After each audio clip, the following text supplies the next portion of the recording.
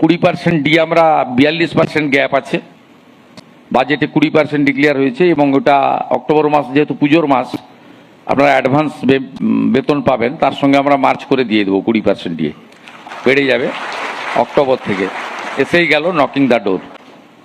Pay commission 7th বানিয়ে দিয়েছি, ওই টার্মস অ্যান্ড রেফারেন্স তৈরি হয়ে গেছে, তার ডিসকাশন চলবে, মাস 6 তো মিনিমাম লাগে। যখনই দিয়ে দেবে আমি চেষ্টা করবো এই ফাইন্যান্সিয়াল ইয়ারের শেষের দিকে হলেও 7th পে কমিশন। এর আগেও যে 6th পে কমিশন হয়েছে সেটা আমি তখন উদ্যোগ নিয়ে করেছিলাম।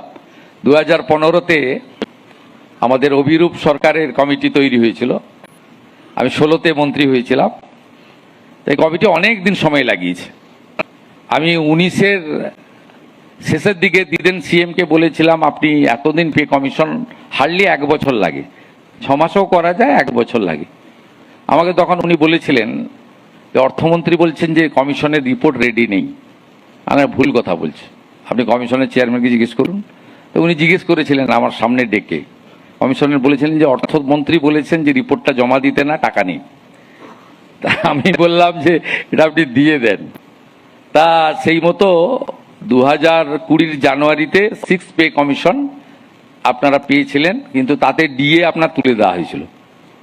এটা তো পরে সুপ্রিম কোর্টের লড়াই, এটা আপনাদের ডিমান্ড, একবারে স্যাট থেকে শুরু করে সুপ্রিম কোর্ট সব জায়গায় জিতেছেন আপনারা। আমারও একটু ছোটোখাটো রোল পিছনে ছিল। যাই হোক, আপনাদের কারোর কোনো অসুবিধা হবে না। আর বাকি যারা থার্ড পার্টি পাচ্ছেন ওয়েবেলের